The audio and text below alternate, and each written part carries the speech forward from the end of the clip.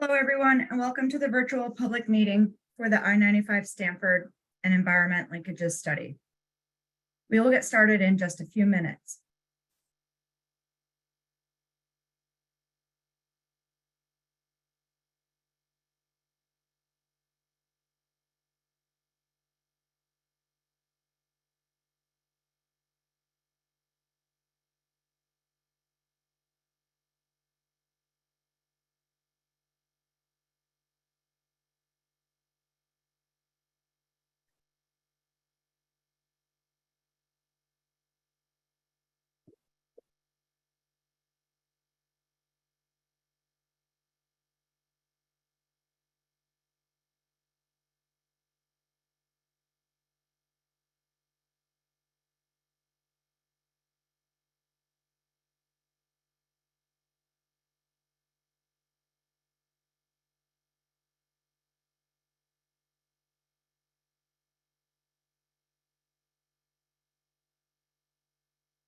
Hello, everyone.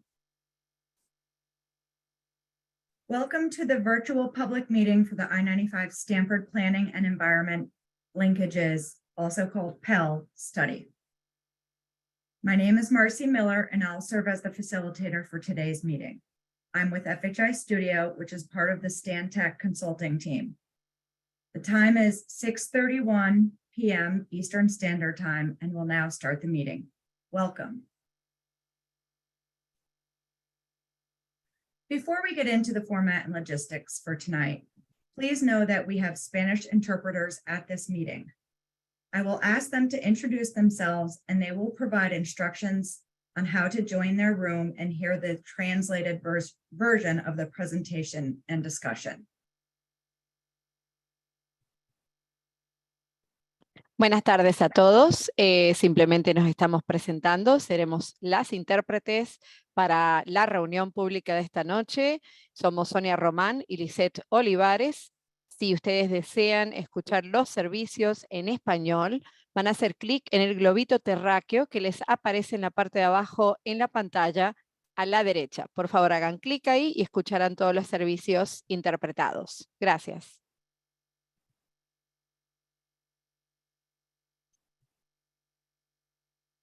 Thank you. I'm going to now provide an overview of the format for our meeting this evening. This meeting is being recorded. If you do not wish to be part of a recorded meeting, please go ahead and disconnect. The recording and transcript will be posted to the project website. At this time, 5 members of the public are attending today. I'm going to suggest a few tips on how to best participate in this virtual meeting. I know many of you are familiar with Zoom, but I'll briefly review a few tips to help you navigate the meeting today. This is a Zoom webinar as opposed to a Zoom meeting. It is slightly different than some more informal meetings you may have participated in. To preserve bandwidth and have a smoother virtual meeting experience, you may want to close other programs that are running on your computer. If you have any issues with Zoom during the meeting, we have technical support available to assist you.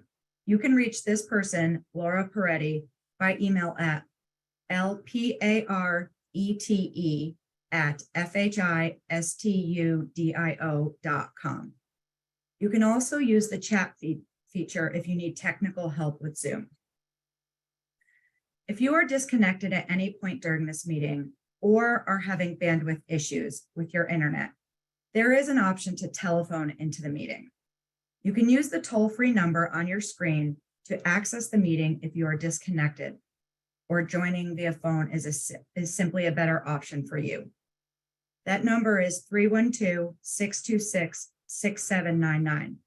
If you telephone in, you will need to enter the meeting ID, which is 830-4192-4245.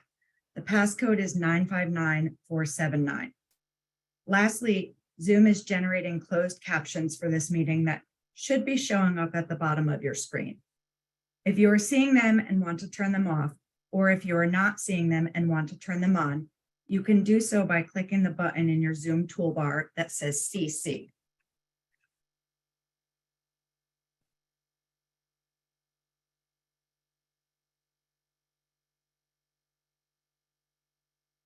I will soon turn it over to the project team to provide a presentation on the I-95 Stamford PEL study. After that, we will have a discussion when members of the public can have the opportunity to share their comments. Today, all participants are placed on mute until the discussion period, which will follow the 30-minute presentation. During the discussion period, there are two ways you can provide feedback or ask a question. The first is through raising your hand to speak aloud to the study team and all participants. We will also accept and respond to your written questions during the discussion period. We will alternate attendee participation between the raised hand speaking method and the Q&A written method. Our goal is to get feedback from everyone today. As a reminder, this meeting is being recorded. After the presentation, at the beginning of the discussion period, I'll invite anyone here today to share a comment. You can indicate that you would like to share a comment by raising your hand. You will be identified with a yellow hand towards the top of the participant list. This means that you are requesting to speak. If you are not seeing the raise hand in your Zoom toolbar, you may need to click on the participants button. The raise hand button will show up at the bottom window of the participants button. Please turn on this function so you can see when your turn is coming up. If you are calling in by phone, you can press *9 to raise your hand and we'll be able to call on you. When it is your turn to speak, I will call out your name. Our technical host will then request that you unmute yourself. Please click unmute before you begin speaking. When we unmute you, please state your name slowly and spell your first and last name for us. If applicable, please indicate any organization that you are affiliated with. Please be mindful of time so that everyone has an opportunity to speak. I will ask you to wrap things up at the 5-minute mark. Please note, if your comments are lengthy, you can submit them in writing. We will identify ways to do this later in the presentation. All comments provided tonight will be taken into consideration by the Connecticut Department of Transportation. The comments you make tonight will be recorded and summarized in a meeting summary. We'll also be taking your written comments through the meeting. Staff will provide answers to your submitted questions during the discussion period. Please submit questions via the Q&A button in the toolbar, not in the chat.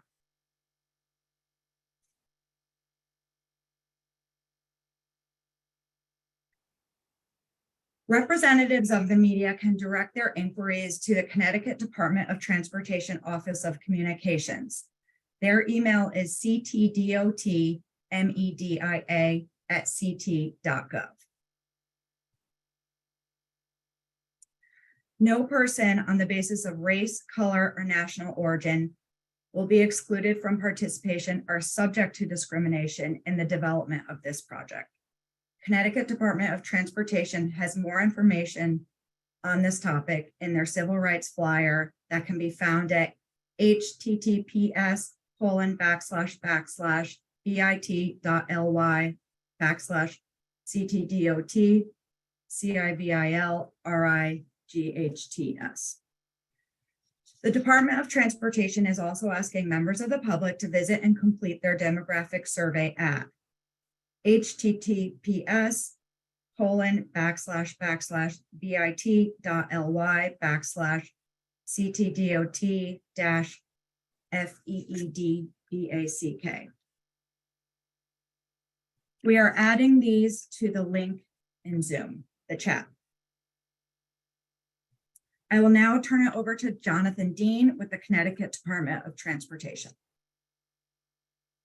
Thanks, Marcy, and thank you again to everybody for joining us this evening. Again, my name is John Dean. I'm the project manager from Connecticut DOT, Highway Design Division, Major Highways Unit. I'm going to introduce the study team. So from the Connecticut DOT side, Mike Calabrese is the Division Chief of Highway Design. Neil Patel is the Principal Engineer of the Major Highways Unit. Joe Belrose is our project engineer working on this study. So from our consultant team, in order of the how you'll be hearing from them this evening, you've met Marcy Miller. She's our community engagement specialist from FHI Studio. John Eberly is the project manager from Stantec, who are the prime consultants on this study. Emily Valentino is a transportation engineer with Stantec, and Mike Piewanski is an environmental planner also with Stantec. So with that, we'll go to the agenda for this evening. So first, again, this is the welcome and introduction here. We'll go into an overview of the study, and we'll introduce the existing conditions assessment that we've performed so far. We'll tell you about the next steps in the study and the schedule that we're going to be following. And then we'll open it up to Q&A again, so folks can leave comments or ask questions at the end. And with that, I will turn it over to John Eberly. Yeah, thanks, John. So I'm going to start with just a brief study overview, what we're trying to do. You can go to the next slide. I'm going to start with where, and then we'll get into what, and then we'll get into some of the findings. Obviously, one of the main focuses of the study is I-95 itself, the main line between exit 7 and exit 9, and we're actually creeping a little bit more toward exit 6 with our study, and all the ramps, associated ramps. One of the key focuses of the study is actually the I-95 bridge over Metro-North Railroad and Myrtle Avenue. That's actually the impetus of the study. That bridge is coming to the end of its useful life, and the department needs to assess alternatives for the replacement of that bridge. So the decision was made that that's a very complicated bridge. It's going to take, it's complicated plans and design to do that. So the department, along with FHWA, decided to actually, while we're here, extend the study and see if there's not something that can be done for the congestion in the area, the operational issues.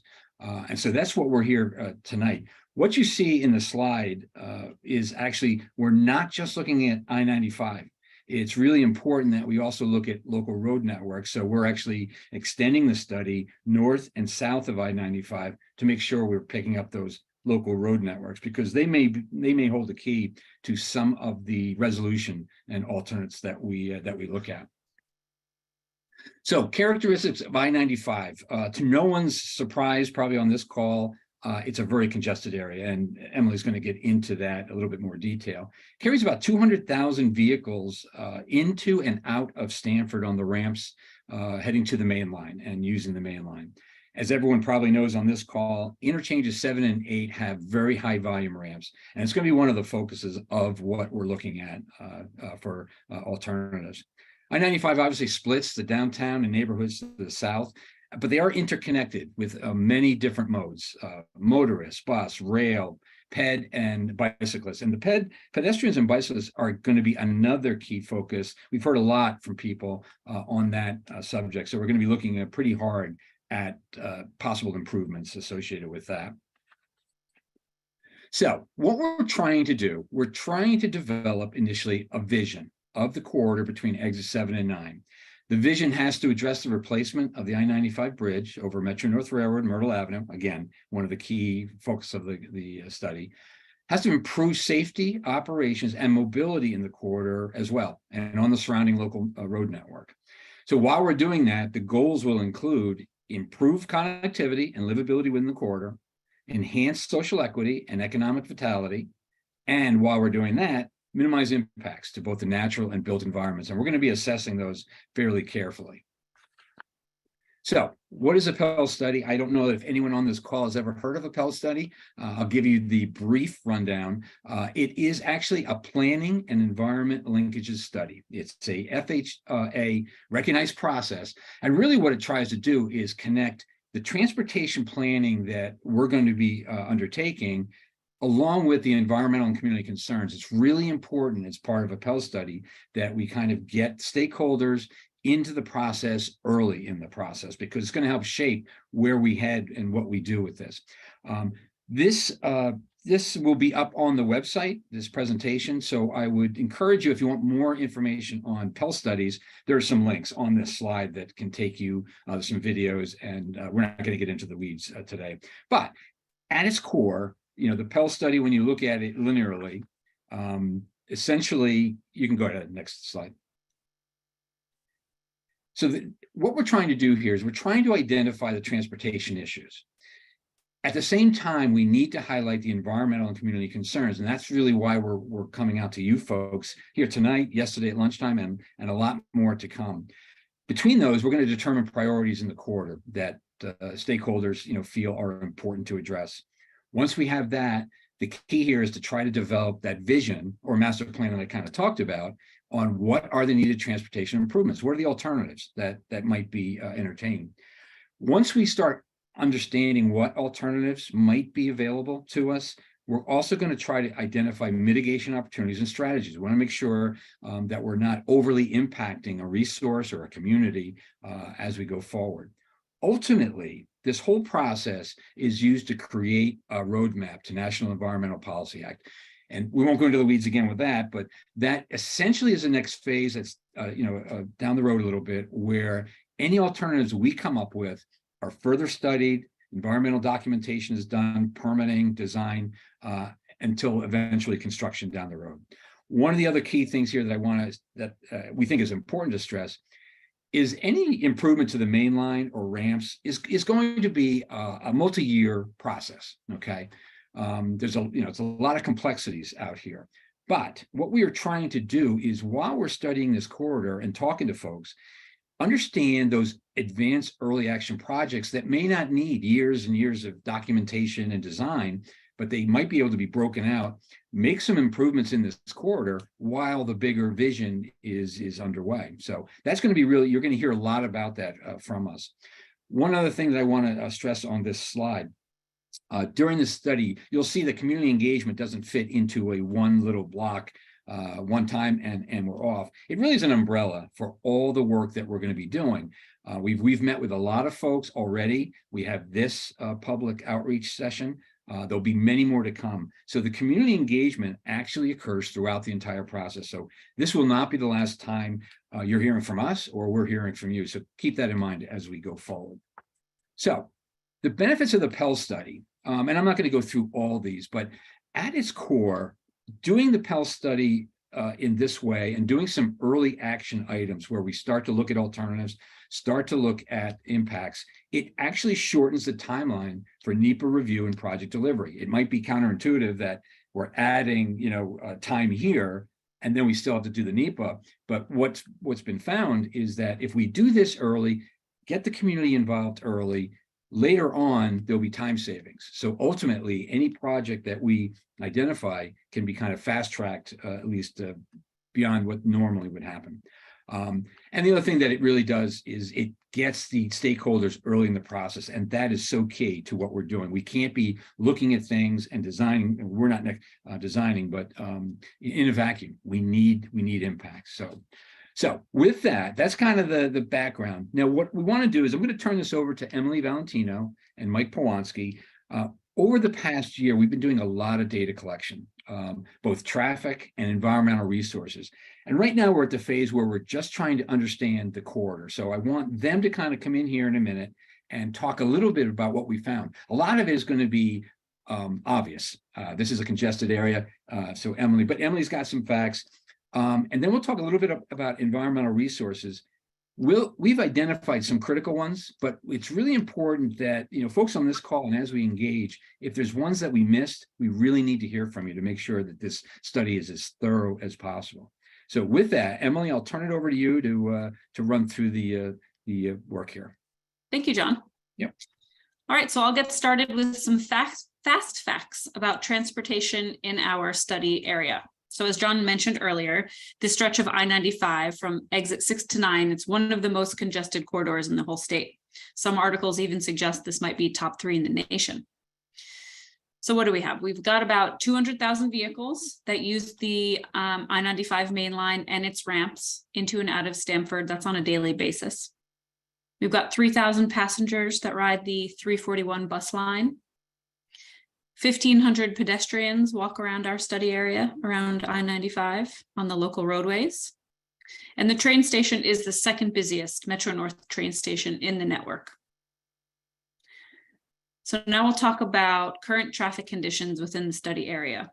First, we monitored traffic on the I-95 main line on all of the ramps between exits 6 and 9, and at 50 intersections on local roadways around Stamford.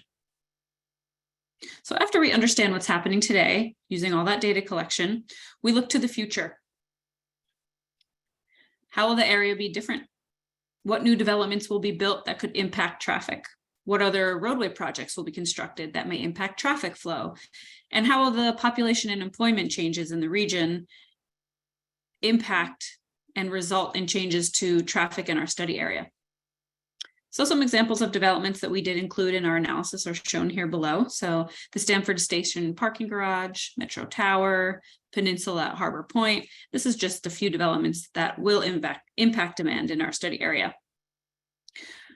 We also looked at planned roadway developments that will impact traffic flow, most notably the Greenwich Ave corridor improvements and the addition of auxiliary lanes on I-95 between exits 6 and 7. We also looked at other factors that will influence traffic, such as planned park improvements that will impact pedestrian movements. And we took all of this and more into account when looking to understand future traffic conditions. So we'll now talk about the results of our existing analysis.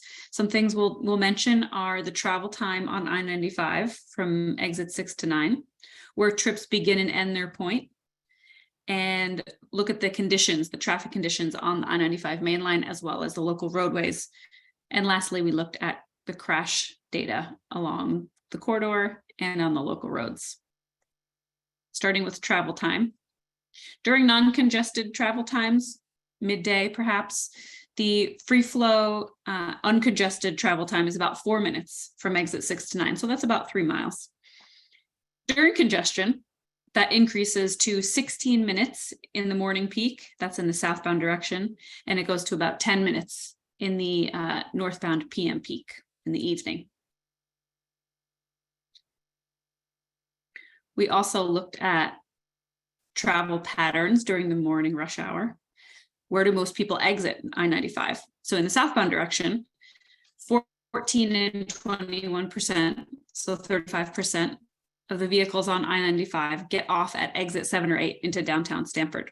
About 43% of the vehicles don't use any of the study area exit ramps, and they just continue straight through more south toward exit 5.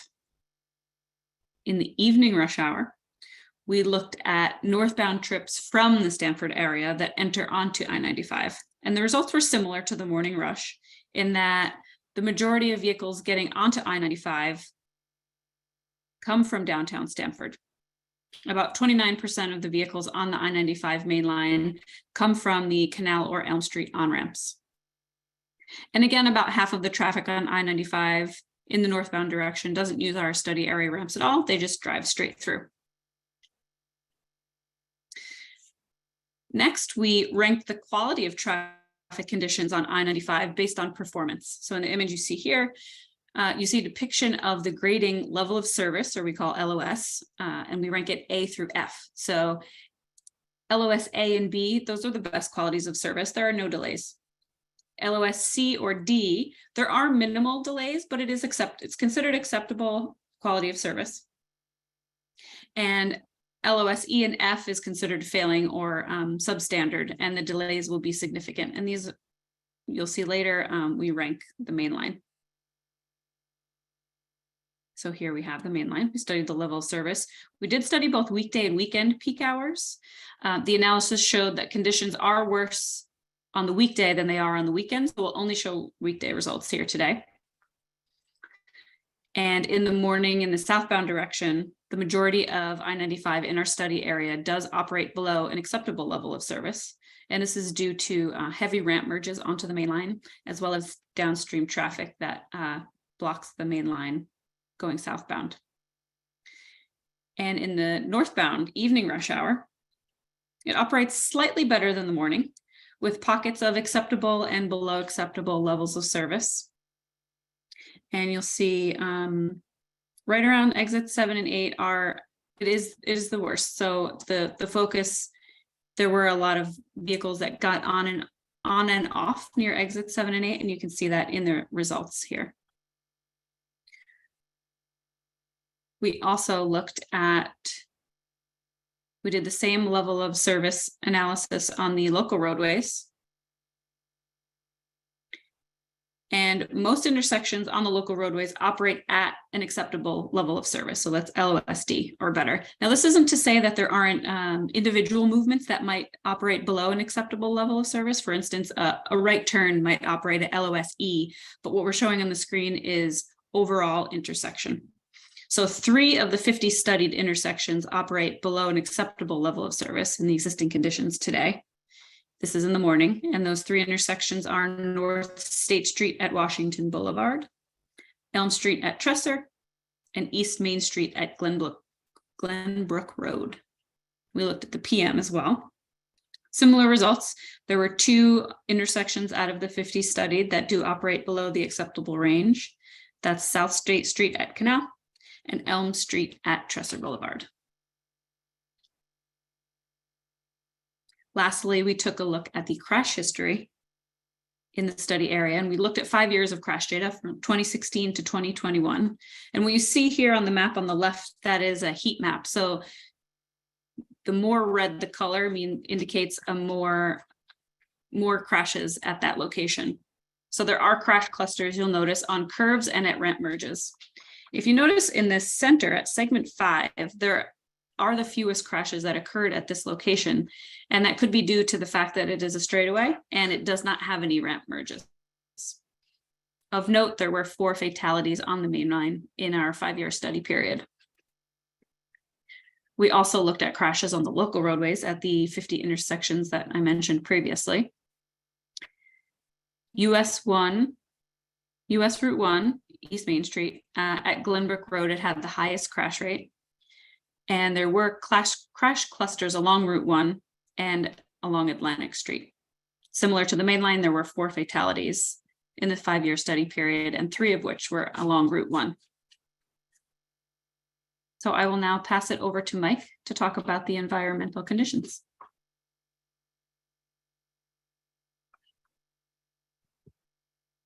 Thank you, Emily. In addition to the traffic analysis that Emily just described, during the initial phase of the study, we documented a wide variety of social and natural environmental resources in the study area, including parks and recreation areas, wetlands, floodplain, rare species, hazardous materials, and all the other resources listed on this slide. Today, I'd like to review our findings of a few of what we thought were the key environmental issues in the project area, but please, as John mentioned previously, We know that you are the local experts, so let us know if there are other environmental resource issues that you think are important to this study. Next, please. To start off, pedestrian, bicycle, and transit facilities. In addition to lots of vehicle travel in the study area, we also found a high level of non-vehicular travel as people move around the area as pedestrians, bicyclists, and people using transit, including buses, Metro North Rail, and Amtrak. The bus travel is enabled by a really extensive bus route system in the study area, as you can see on this route map on the left-hand side of the screen. We found that while most roads have sidewalks, some are in poor condition. And at many intersections, the sidewalks lack access ramps and crosswalks. So overall, it's important to understand all the ways people travel in this area as we continue to consider transportation improvements.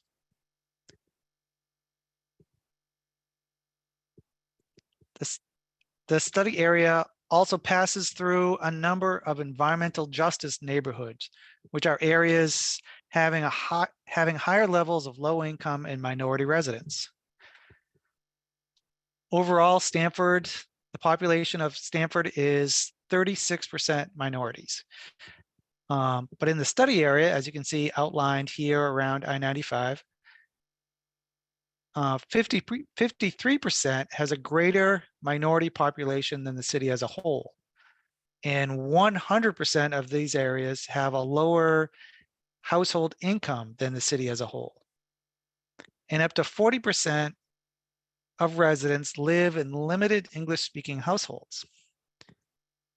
So again, this is important information to understand as we continue our public engagement process.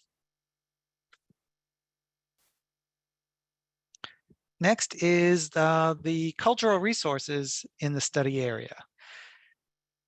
This study area is really rich in an inventory of historic buildings and historic districts. We'll picture a few of them here. For example, the old main post office on Atlantic Street, which is a beautiful building pictured on the left. The Pike House on Fairfield Ave, which is over 150 years old now. Just a really beautiful structure. And finally, the Church of the Holy Name on Washington Boulevard. And it's important to understand these historic resources. It's important to understand and protect these historic resources as part of this study. And finally, highway noise. As Emily and John have mentioned previously, there's really high volumes of traffic traveling through this study area. And with that traffic comes the noise from the vehicles.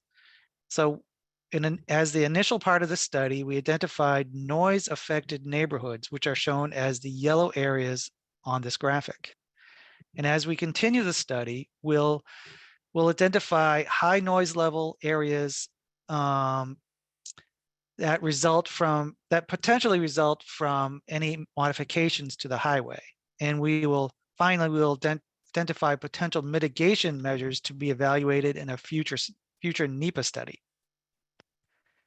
Next, I'm going to pass it back to John, who will discuss the study schedule. Yeah, thanks, Mike.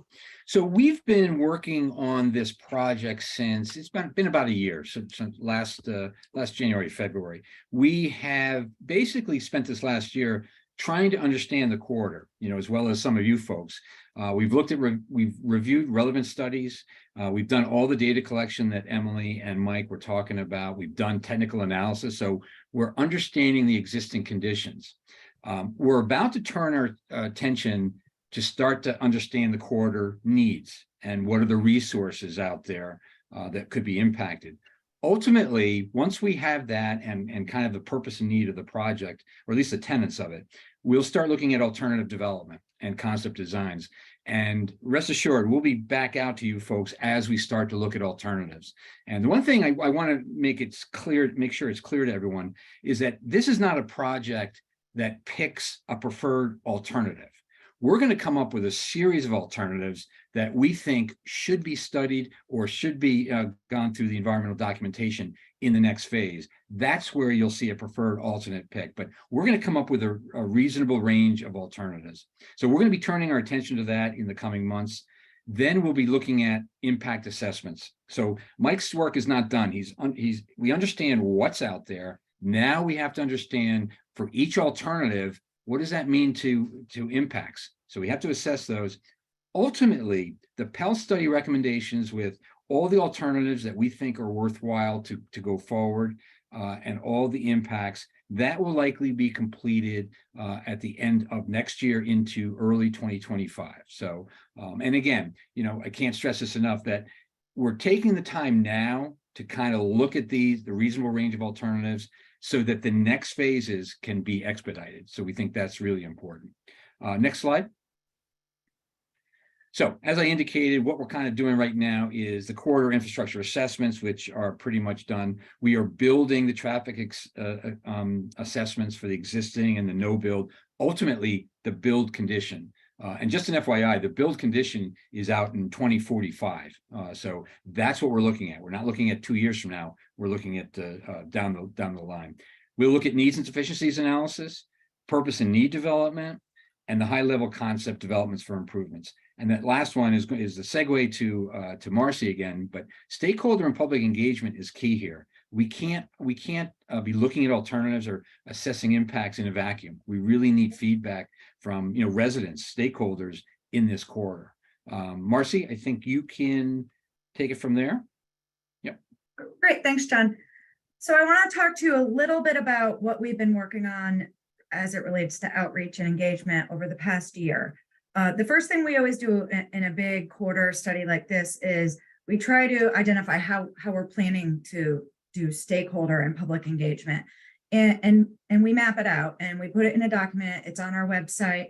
And one of the things that we do commit to is having some amount of, performance checking and, seeing what works and what doesn't. So at least once a year, we go back, we revisit this and we say that what's working and what should we change as we continue to move forward. We do the same thing with agency outreach. As Mike was mentioning some of the environmental things we look at, and there's a lot of environmental as well as transportation agencies that we need to coordinate throughout this entire process to make sure that we're doing everything correctly and needs are being met. I mentioned the website. We are committed to keeping this current with stuff that's going out to the public.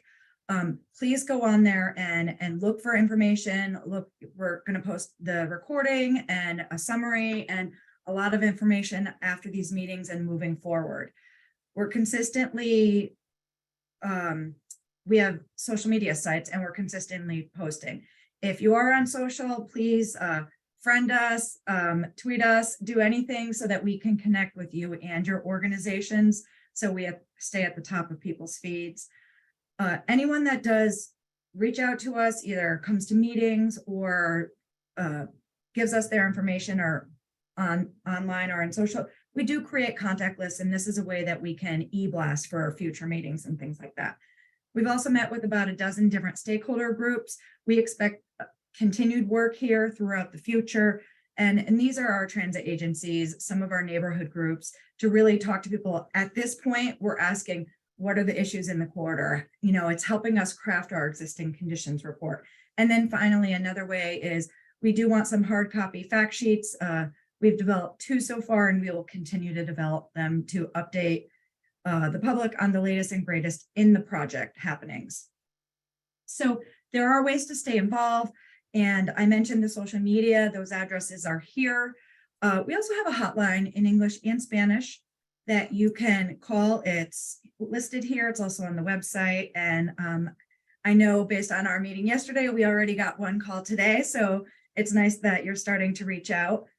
I mentioned the website. I don't need to say it again, except for I-95Stanford.com. Attend future meetings. We will have more of these. And then finally, if you want to send an email, our project manager, John Dean, who you heard from already, his email is Jonathan, JONATHAN.Dean, DEAN @CT.gov. So our next steps, and this is for the project and outreach as a whole. One of the things is we've been talking about this existing conditions. You heard from Mike, you heard from Emily. All of this stuff is going to be packaged up in a report. It will be reviewed by the department. This is a lot of data, and it will eventually be out there for people to review and see and look over. Vision and goals. John mentioned this. This is something that we start, tweaking as we hear from you. What are your concerns? What do we need to try to achieve? And then we start thinking about what are some of our solutions, and we analyze them. Will they work or won't they? And then throughout all of this work, we're going to do outreach. We are planning on forming a project advisory committee meeting where we have representatives locally that are our feelers in the community. They can help guide and provide, experience in the area and on the project. Pop-up events. These are where we go out and we table events in the community, and we try to have many smaller conversations about the project and find out what people are looking for. And then we'll consistently work with media and do project notifications via e-blasts and other types of media outreach. All right, so now I want to segue into our discussion period. And I know there's been a few new people who have joined the meeting, so I will briefly go over how we're going to communicate, and then I will turn it over to John Dean, who will run the discussion. But as I stated earlier, and I'll state again, there are two ways that you can provide comments or questions today. The first is through raising your hand, where you would speak aloud to the project team as well as all of the participants here today. And then you can also submit questions or comments in the question and answer, both of which I will go over in a little more detail again. If you want to raise your hand, you can do this by clicking the raised hand button. A yellow hand will rise towards the top of the participant list. This means that you are requesting to speak. If you are not seeing this button in your Zoom toolbar, you may need to click on the participants list in the toolbar. The raise hand button will show up at the bottom of that list. If you are calling in by phone, you can press *9 and this will raise your hand so we can call on you. When it is your turn to speak, John Dean will call out your name. We apologize for any mispronunciations. Our technical host will then request that you unmute yourself. Please click on mute before you begin speaking. Please state your name slowly and spell your first and last name for us. If applicable, please indicate any organization that you are affiliated with. Please be mindful of time so everyone has an opportunity to speak. Please note, if your comments are lengthy, you can submit them in writing. And as I mentioned, you can also write in comments in the Q&A function. Staff will provide answers. They will read all the questions aloud for those who have called in and provide answers aloud. Please remember to submit the questions in the Q&A box, not the chat. And with that, I will turn it over to John. I see that we're starting to get some people raising their hands. Thank you, John. Great. Okay. Yes, Anthony has a hand up. Please go ahead. Well, thank you very much. Anthony Pramberger, A-N-T-H-O-N-Y, P as in Papa, R-A-M, B as in boy, E-R, G as in girl, E-R. My wife and I have lived in Stamford for 38 years. So thank you very much for doing this. I really appreciate the information. First off, I learned about this from a colleague in Stamford who's a very, very active community organizer. And if not for her, I would have been unaware of this. So I think that the City of Stamford, the mayor's office, the mayor's website, the mayor's weekly communication, I did not see this in any of those areas. And I also did not see this advertised in the Stamford Advocate, the local newspaper, nor the online Advocate. So I think the communication about this has been very lacking. the city of Stamford, my main concern, city of Stamford has approved a number of zoning changes in the downtown area specifically, with hundreds of new apartments, units potentially being built near I-95. And I raised this at a zoning board meeting probably about a year ago, 6 months ago. The impact of that on traffic, on noise, on pollution, asthma. There was a note in the presentation of baseline data, but I didn't hear anything in the presentation about what type of baseline health data has been gathered and how health data will be managed and compared throughout through this process.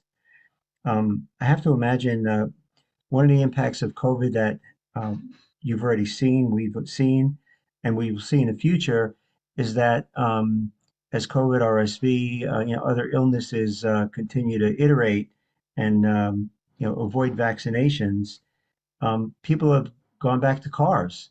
They don't want to be on public transportation, Metro North, buses, etc.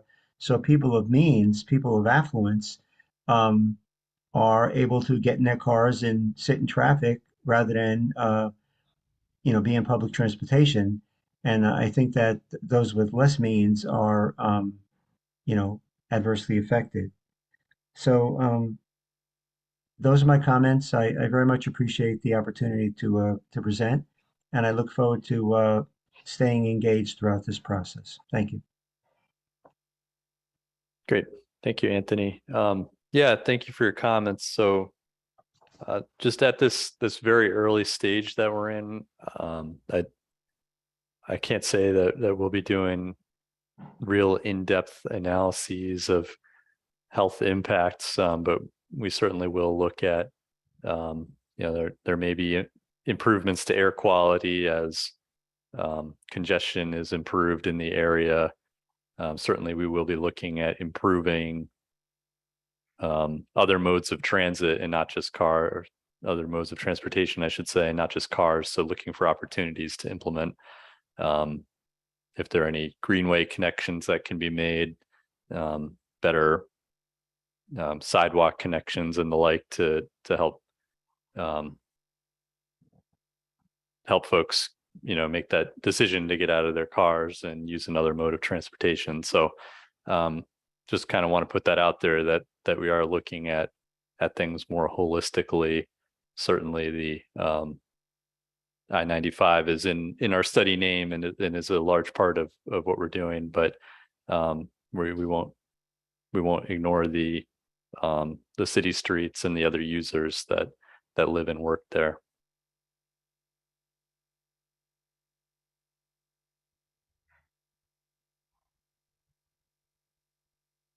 If anybody else has any other comments or questions, please feel free to put them into the chat or raise your hand. I will just say a little bit about some of the common comments that we've received so far, as we've done our stakeholder outreach.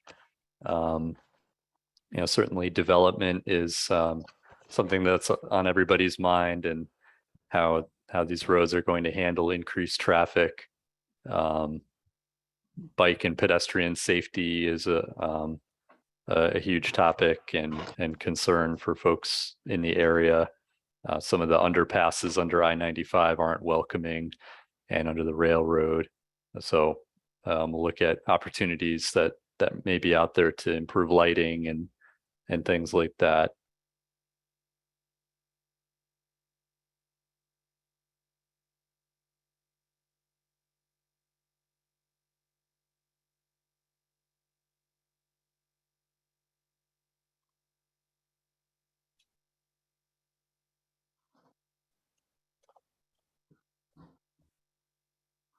John, just to Neil Patel, DOT, just to add to the first question, EPA has, they've recently updated some of their screening tools in terms of what the database in terms of, whether it's based on the census, whether it's based on some of the updated health data, right, in one sense. And those are some of the screening tools that we'll use at a higher level during this phase, but more probably detailed when we get into that next environmental documentation phase. But there is, I do believe there is data on obviously the asthma rates within your study area. So there are a lot of powerful tools that we'll be using that'll help us as we go through that process. Yeah, Neil, just to pick up on that. Again, I think you made a good point that this is not the end of the analysis. This is at the very beginning. We're really just trying to screen out some alternatives. There's going to be many alternatives that actually move forward into the next round. So you shouldn't be thinking that we're not doing a lot of detailed analysis, but somehow we're going to come up with a preferred alternative. That's not the case. We're trying to do the analysis at a point that we can screen reasonable range of alternatives that can then be delved a little bit deeper, as it were. Yeah. We do have a question in the chat here. I'll read it out loud. Are there any success stories you can share from communities who have faced a similar challenge with a stretch of road like I-95? Yeah, that's a very good question. There's certainly a big emphasis both at the federal level and at the state level on reconnecting communities and trying to stitch back some of the fabric that has been torn apart or divided in urban areas with the construction of these highways. So there are definitely strategies that we're looking at from elsewhere around the country. I'll let the team chime in if they think of anything specific, but certainly around Boston, I can't promise that we'll be able to do something like the Big Dig, but there's also smaller scale opportunities that are out there that we can certainly look at. Yeah, and Emily, I'm not sure if you can pinpoint any, but my comment to that would be that even this early stage, what we've started to look at are other states. We have that capability to kind of go around the country, as it were, to look for examples, because one of the things that we're trying to do here is not necessarily nip and tuck. We're really trying to be innovative, and if something has worked in other states, and again, I'm not going to give you an exact, but know that we're kind of looking at those things, and are they applicable here? Is there something that we can bring here that maybe no one looked at? That's really what we're trying to do, is think outside the box so that the solution here can work for everybody. Emily, I don't know if I'm putting you on the spot. I apologize. That's okay.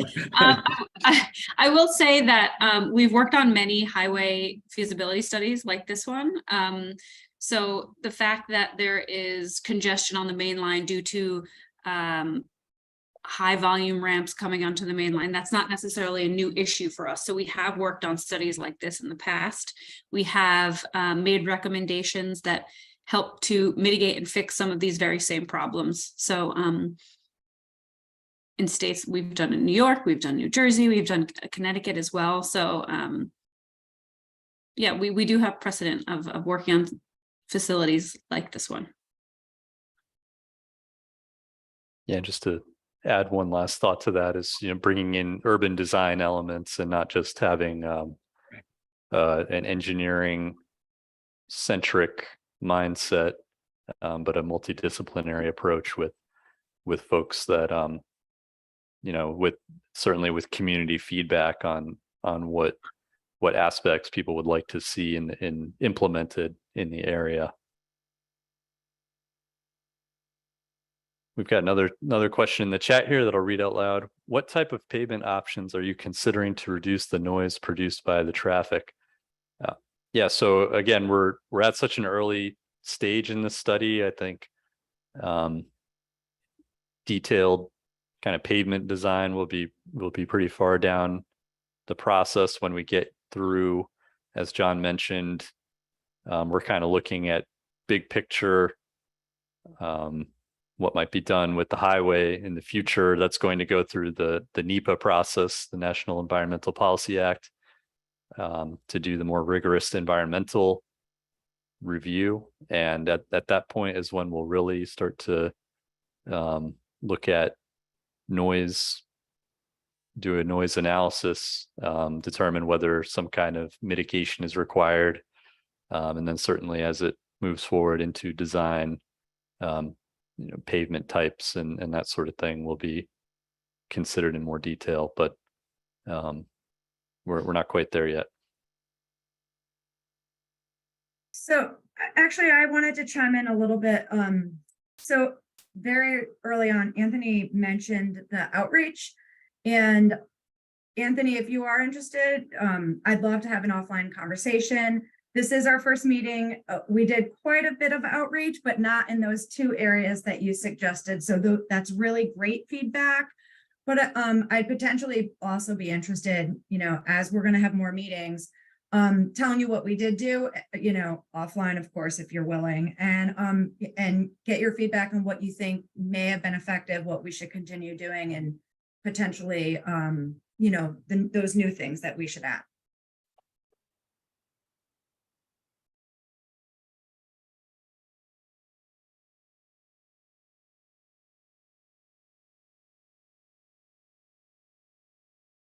Anybody else have any comments? Please feel free.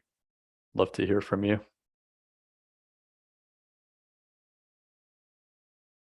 But again, I'd just like to reiterate, as Marcy mentioned earlier, we have our social media presence, website, the project hotline, and certainly my email address. So if you think of something after this meeting, this won't be the only opportunity. Anthony, you've got your hand up again, please.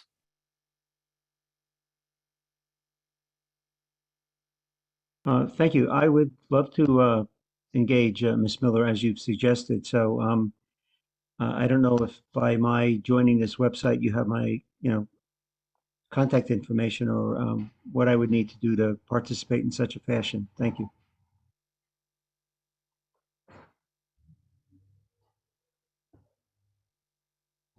You're on mute. Yes, I got that. Yes, if you do go onto the website and you submit, it will come through to me, and then we can, I'll send you an email and we can talk or email. So thanks.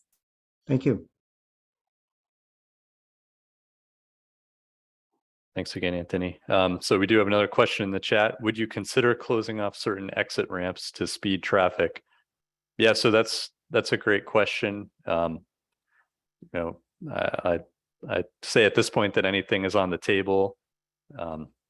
As you know, the ramps in this area getting on and off the highway are very closely spaced.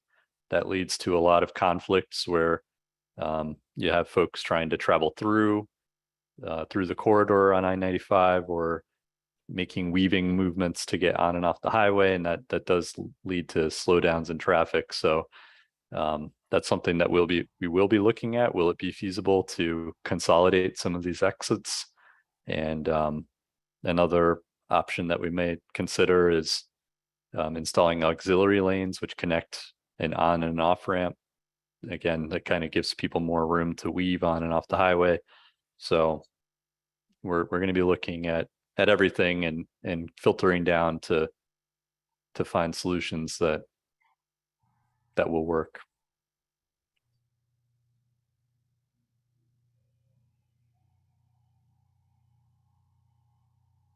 And just to add to that, John, so something that you may have heard about, another adjacent project, I think Emily had mentioned it, adding the addition of auxiliary lanes on I-95 between exit 6 and 7. That project is proceeding. It's outside of this PEL study, but we are certainly coordinating with that team.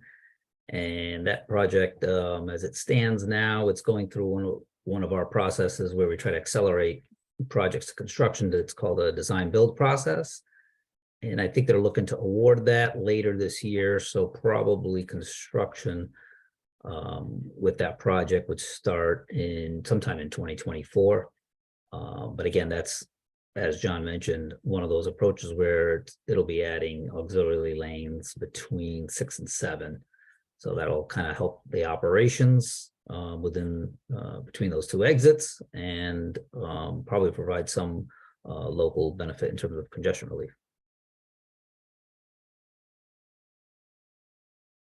Thanks, Neil. We do have another question in the chat. How did the closure of South State Street last year under the new train station parking garage affect the data for people going to the train station? How was the data modified, if applicable? And will exit 7 going to the station/garage be a bottleneck due to station drop-off?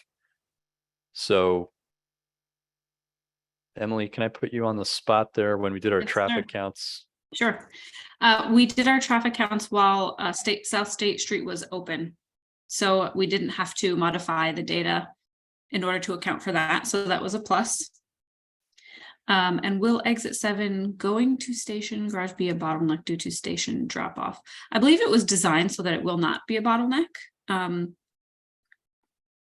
I don't know, in the future, we don't have those conditions. So we know exactly what's going on today in the existing conditions. For the future, we aren't, we haven't studied the future condition yet. So we can only answer what's happening today so far. But it will be. It's part of the study to look. Yes, down. correct. Mhm. Yeah, just to mention too, so the Stamford Transportation Center is being looked at by our folks in our rails division, and they're looking at a master plan to revamp it in the future. So they're also looking at how the traffic's going to flow around the station, pickups and drop-offs. There may be some changes to how Station Place functions, but we're working with that team to make sure that any changes that they're considering, we'll take that into consideration as well in our analysis. So just kind of wanted to put that out there and make sure everybody understands that that we're working together on that. And John, I would actually even extend that so that, we're not working in a vacuum where we're just looking at 6 to 9 and we don't care what's going on either side. There's projects, Neil mentioned the auxiliary lanes, we'll coordinate with that, but then there's also work studying Greenwich, downstream of this, and we're coordinating with them. So consider this not, looking at just one section of it, but we're looking at a larger corridor. Just happens to be two study teams that are working together. So we're trying to make sure that we're coordinated, well coordinated, as a matter of fact. And along those lines, another question in the chat, will you work together with Amtrak for any plans it has for Northeast Corridor train pathways? Yeah, so right, Metro North and Amtrak, we're certainly coordinating with them to make sure we understand all the plans going on in the area.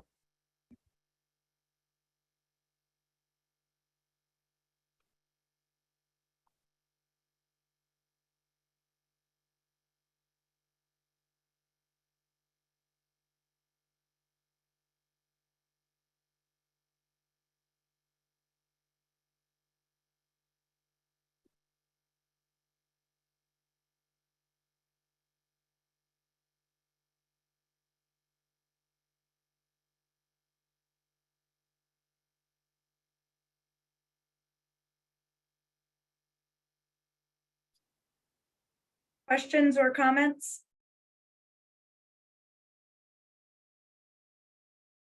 All right, well, I think that, John, that probably concludes, the project team will stay on for a few more minutes if people want to stay on, or if anyone else thinks of anything, but otherwise, I'd love to thank you all for coming tonight and giving us, and giving us your time, which is not quite over yet. John. Nick, I see you have your hand up. Please, what's your question or your comment?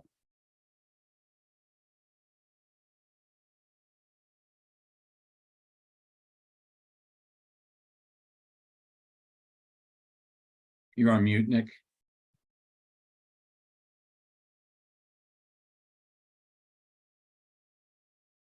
Hello, can you hear me over here? Nick Samella Jr. speaking.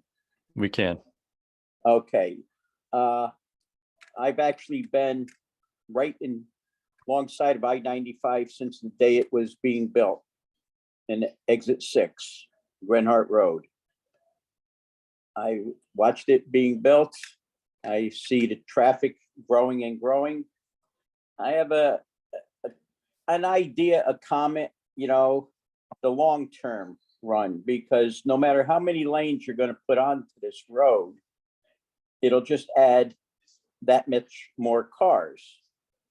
Why not think, you know, for the future, a monorail running from upstate Connecticut down into New Rochelle, which stops at, you know, Darien, Norwalk, Stamford, Greenwich, you know, certain peak stop areas, and take the congestion off of there. It won't go into Manhattan, so will not take away from Metro North, but it'll move the people quicker, you know, and I just think that would be the long-term idea.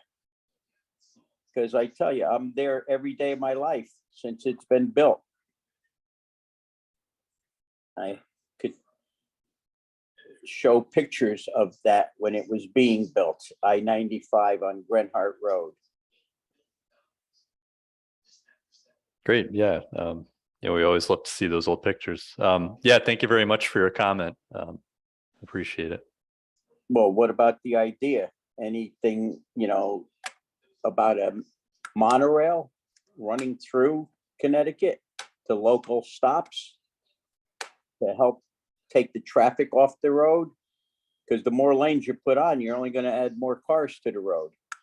All right. Yeah, no, that's something that, you know, we are looking at other modes of transportation. I can't say we've looked at a monorail just yet, but things like bus travel, working with CT Transit to understand their operations in the area, and Metro North as well. And you know, really any suggestions like this, we do welcome.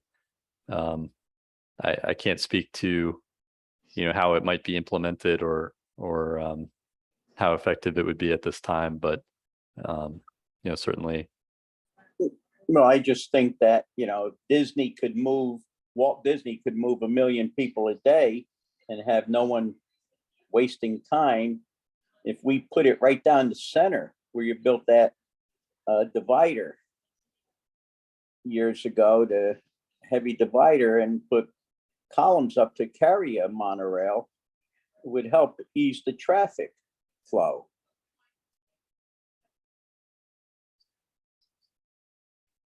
Yeah, it's that's the kind of big idea that we like. Yeah, thank you. Yeah, I think, you know, just to add to that, our first focus, like John said, is it's not just a highway focus. We're looking at mobility, right? And how do you increase access to the existing transit facilities? Right, Metro North is a great resource, and obviously we'd like to see more ridership there. Even then, you look at the bus transit, you know, starting, you know, even at the connectivity, just trying to get access to some of the transit stops, bus shelters. If we can improve that incrementally, right? It's something that you want to look at incrementally. Complete streets, trying to shift people's focus from the vehicle to maybe taking, you know, riding a bike to the train station and then getting on a train. So we're looking at all that in terms of mobility.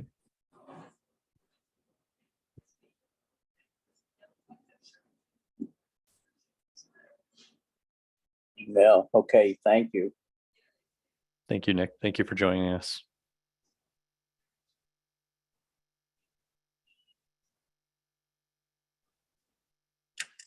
So we will move to close out tonight's session, but again, you know, we will be on for a couple more minutes if you do have any questions. But yeah, thank you again for spending time with us this evening, and we're looking forward to seeing you in the future.